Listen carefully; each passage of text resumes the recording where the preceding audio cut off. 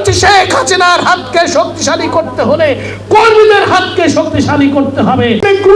Grouping এর জন্য পাগল থাকে, সে অন্য কারোর কথা শোনে না, আমরা সেটা প্রমাণ পেয়েছি। এখানে ব্যক্তি স্বার্থের ঊর্ধ্বে উঠে এই কাজ করেছেন।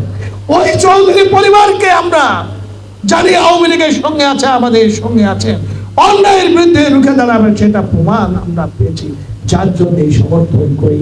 আমার প্রত্যেকটা ইউনিয়নে সন্ত্রাসীদের মোকাবেলা করে, এই যে লালু আছে কিনা জানি না, চলে গেছে কিনা, লালু আছে, ওর ওখানে 3 দিন থেকে সন্ত্রাসীদের মোকাবেলা করে আমি কমিটি গঠন করে আমি সেই জায়গা থেকে গিয়েছি। আল্লাহর রহমতে আপনাদের দোয়া ছিল, পীর মুর্শিদের দোয়া ছিল বলেই, জননেত্রী শেখ হাসিনার আশীর্বাদ ছিল বলেই সেটা করতে পেরেছি বঙ্গবন্ধুর আদর্শের সৈনিক হিসাবে।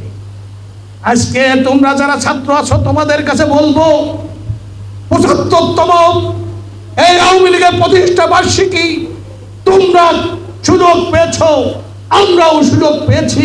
আমার 75 বছর পা দিয়েছে। আমি যেদিন জন্ম করে সেই সময় এই আওয়ামী লীগের জন্ম হয়েছে, আমার দীর্ঘ সময় রাজনীতি করার সুযোগ হয়েছে, আপনাদের দায়িত্ব পালন করার সুযোগ হয়েছে। 2 যুগের বেশি আমি সাধারণ সম্পাদক হিসাবে দায়িত্ব পালন করছি।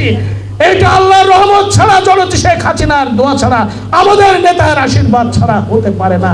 আমি শুধু কয়েকটি কথা বলবো।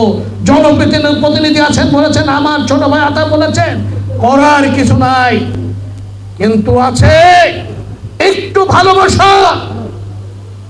কর্মীদের কাছে নিয়ে একটু ভালোবাসতে হবে। অন্যায় করে কোন প্রশাসন আমাদের কর্মীদের হয়রানি করবে, এটা আমাদের সামনের থেকে হতে দিই না। তোমরাও দেখবা দলের সঙ্গে যারা সম্পৃক্ত আছে, কে কার মানুষ, কার দল করে কি করেছে এটা নয়, আওয়ামী লীগ করেছে কিনা, মুক্তিযুদ্ধের পক্ষের মানুষকে আজকের এই 75তম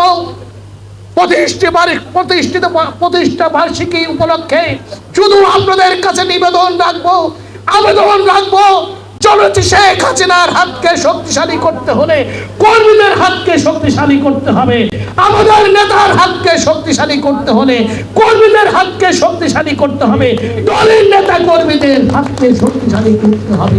তা না হলে তো ভাই আন্দোলনে কেন জীবন দেবেন? জীবন দিয়েছেন, যাদের নাম বলেছি তাদের দেখার সুযোগ হয়েছে। আমি অনুরোধ ওইটুকুন করছি, বলছি, আমার সামনে কোনদিন আমার দলীয় নেতা কর্মীদের